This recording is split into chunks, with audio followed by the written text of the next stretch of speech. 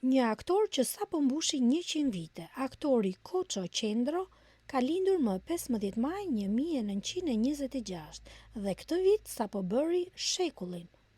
Ai njihet në shumë role në teatr dhe kinematografi. Ka lindur në Delvin, por ka qenë antar i estradës së Korçës. Filmat si I teti në bronz, i vitit 1970, ku luan ballistin, Përballimi 1976, ku luan Sefedinin, Agimet e Stinës së Madhe 1981, ku luan Alex Lilan, Vendimi 1984, ku luan Alex Xhinxhen, 3 ditë nga një jetë 1986, ku luan kryeplakun e fshatit dhe së fundmi në filmin e 2024 Within Love, ku luan rolin e gjyshit, ai ka blën një shenjë në kinematografin shqiptare. Ne ju urojmë dhe shumë vite të tjera dhe shëndet sa më të mirë.